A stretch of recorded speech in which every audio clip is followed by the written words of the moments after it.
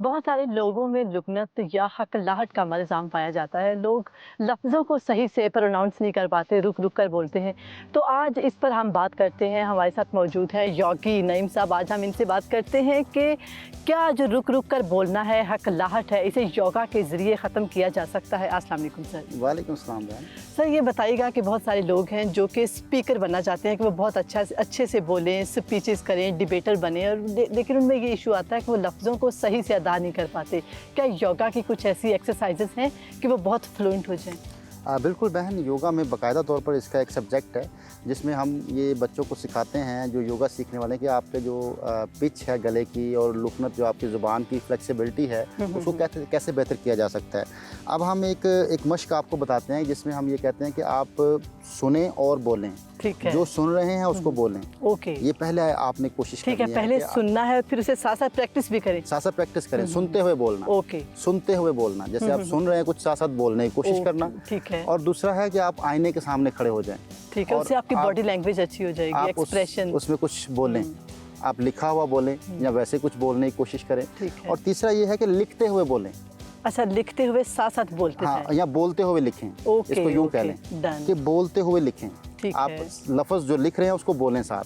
ठीक है। ये हाँ, हम तीनों- अक्सर लिखते हैं कि साथ बोलते और साथ-साथ बोल रहे हैं, साथ-साथ जी लिख जी, रहे हैं। तो इससे बड़े लफ्ज़ अच्छे होते हैं। फिर हम एक थेरेपी है जिसमें हम ज़ुबान के साथ मश्क करते हैं, जिसको अगर आपको लुकनत का इशू है, आपकी कुछ लफ्ज़ बोले नहीं जाते, आप रुक रुक के बोलते हैं, तो फिर आप लाजमी जो है वो ज़ुबान खींचा करें बाहर की तरफ।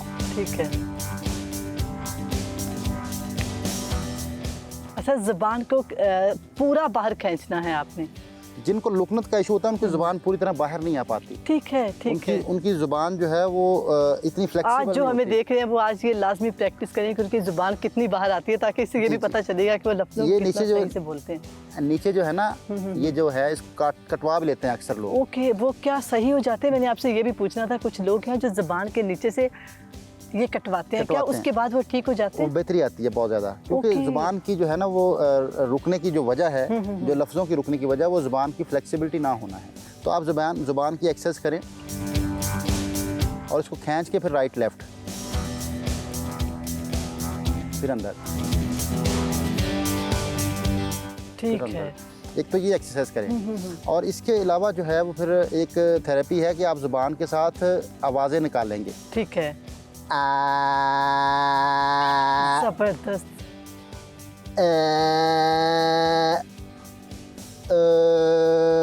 डिफरेंट आपको अपनी आवाज़ से। ओके, आ ई उ। आ ई, ए, ओके, ये आप कोशिश करें निकालने ओके। की, ये आवाज़ें निकालें।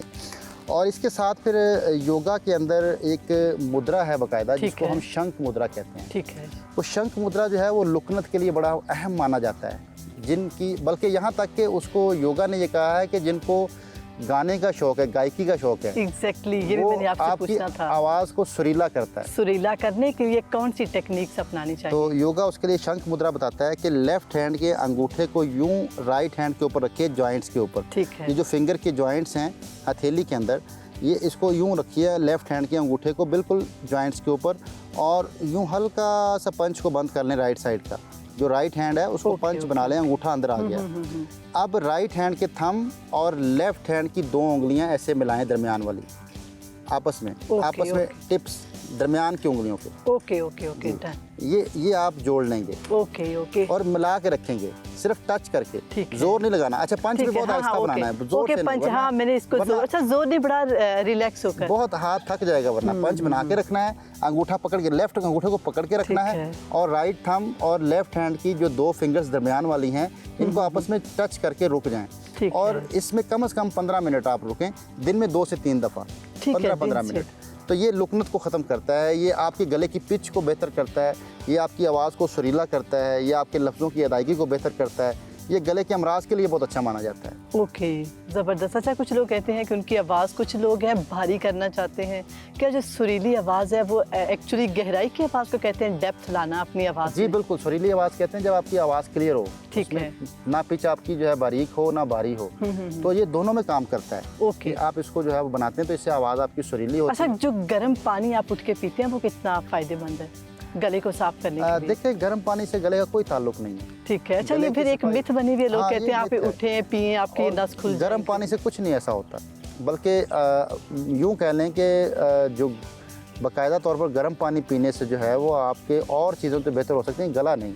आप मैदे के लिए पी सकते हैं, मैदे का अगर आपको गैस या पेट में दर्द है तो पी सकते हैं, लेकिन अगर आप गले के लिए गर्म पानी पीते हैं, उसका आप उससे अगर गरारे करने का है कि गले थोड़ा सा नमक डाल के थोड़ा नीम गर्म पानी, थोड़ा सा नमक डाल लें, या उसमें जो है वो आप कोशिश करें कि वो थोड़ा सा बेरी के पत्ते ऐड कर लें, उससे जो है वो बेरी के पत्तों से जो है आपका गला जो है बड़ा साफ़ होता है। और बाकायदा तौर पर एक और भी चीज़ बता दूं मैं आपको कि जिसके करने से आपके गले की आवाज़ सुरीली भी होगी, और ये जो रुक रुक के बोलने की आदत है, लफ्ज़ अदा नहीं हो पाते, तो अपने लेफ़्ट हैंड के ये लाइन से इस लाइन तक, ये बड़े जोड़ से लेके ये दूसरा जो दरमियाना जोड़ है, ये अंगूठे का, यहाँ तक इतने एरिया को रेड कलर लगा दिया करें। ओके। रेड कलर के मार्कर से, परमानेंट मार्कर लेके इसको रेड कर दें इतने एरिया को।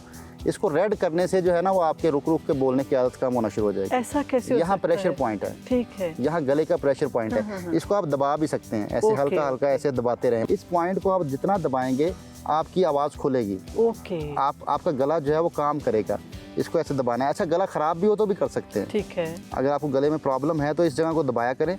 अच्छा, आप चाय पी रहे हैं, ओके, चाय पीते हुए इस जगह पे हीट दे सकते हैं, कप के साथ लगा के, कप के साथ टच करें। ठीक है।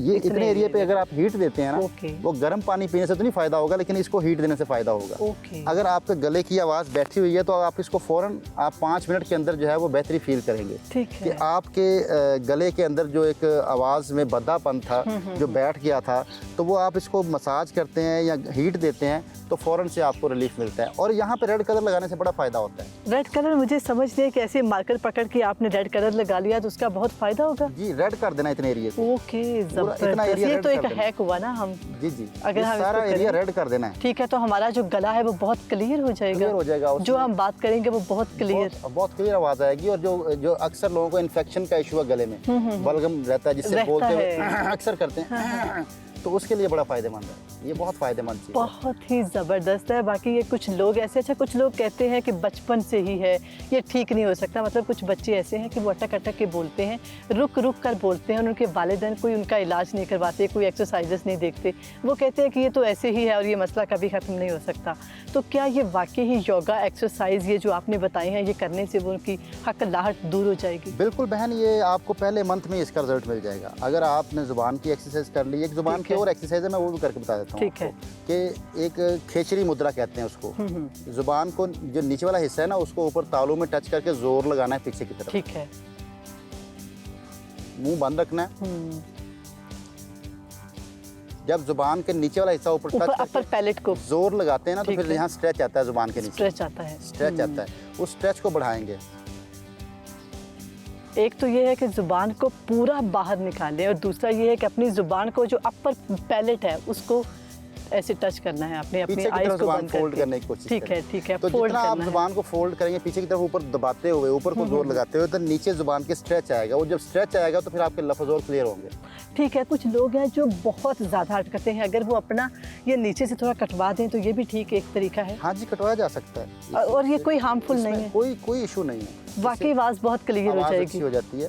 और उसमें गले के लिए एक और मुद्रा भी है जो बहुत अच्छा है गले के अमराज के लिए, उसको अंगुष्ठा मुद्रा कहते हैं। ठीक है। अंगुष्ठा मुद्रा जो है वो लेफ्ट हैंड को ऐसे खोल लीजिए, उंगलियों को, और इस तरह इंटरलॉक कीजिए कि राइट हैंड से जो इंडेक्स फिंगर और ये जो अंगूठा है ये आपस में मिल जाए। अंगूठे के इर्द गिर्द इंटरलॉक कर लें और लेफ्ट अंगूठे को खड़ा रखें। पाम्स को जोड़ लें, यस। बहुत आहिस्ता से, जोर नहीं लगाना। ओके। पाम्स को मिला के रखें, पाम्स को मिला के रखें। अच्छा, ये बलगमी अमराज के लिए है जिनको बलगम गले में रहती है। बहुत ज़्यादा बलगम रहती है और उनकी जो है वो बोलते हुए अक्सर अच्छा, वो तो मैंने फीवर में देखा है, कुछ लोगों को जब बुखार हो जाता है तो उनका गला बलगम से भरा रहता है। जी जी, तो ये बेहतरीन गले को साफ कर देगा। ठीक है। गले की सफाई के लिए किया जा सकता है ये अंगुष्ठा मुद्रा। और ये भी आप 10 मिनट 15 मिनट दिन में 2 से 3 दफ़ा बनाएं। ये गले की सफाई के लिए किया जाता है। जब गला साफ़ होगा तो फिर आपकी आवाज़ बड़ी क्लियर होगी। सर, जो आवाज़ में। बचपन में जो कुछ बच्चे अभी पैदा हो रहे हैं और वो अभी जैसे बोलना स्टार्ट करते हैं और उनकी आवाज़ में हिकलानापन बहुत ज़्यादा है, तो क्या उनके लिए भी यही एक्सरसाइज है, वो अपनी ज़ुबान को बाहर निकालें, अपनी ज़ुबान को ज़्यादा से ज़्यादा फोल्ड करें और फिर इस तरह से करें? जी, बिल्कुल जी, बिल्कुल। यही बच्चों को- बड़ों के लिए एक्सरसाइज है और यही बच्चों के लिए। एक्सरसाइज है, बेहतरीन एक्सरसाइज है। जी, बहुत शुक्रिया आपका अपना वक्त देने के लिए। जैसा कि आपने देखा कि जो हकलाहट है, जो आप अटकते हैं, रुक रुक कर बोलते हैं, लफ्ज़ों को सही से प्रोनाउंस नहीं कर पाते, उसका कोई इलाज नहीं है, बल्कि ऐसा नहीं है। योगा के ज़रिए आप कोई भी स्पेसिफिक सॉल्यूशन से अपने आप को ठीक कर सकते हैं, अपनी ज़ुबान को ठीक कर सकते हैं। और गर्म पानी पीने से आपकी आवाज़ कुछ नहीं होगा, उससे आपका स्टमक ठीक हो सकता है। जैसे कि बहुत सारे लोग कहते हैं कि अगर आप स्पीच करने जा रहे हैं या आपने कोई डिबेट करनी है तो गर्म पानी पिएं। गर्म पानी पीने से आपका स्टमक ठीक हो सकता है, लेकिन आपकी आवाज़ में कोई फ़र्क नहीं आएगा। तो उससे क्या करें कि उठकर अपनी ज़ुबान को ज़्यादा से ज़्यादा बाहर निकालें, ज़ुबान को ऊपर फोल्ड करें और कुछ आपको ये हमने पोस्चर्स बताए थे वो कीजिए।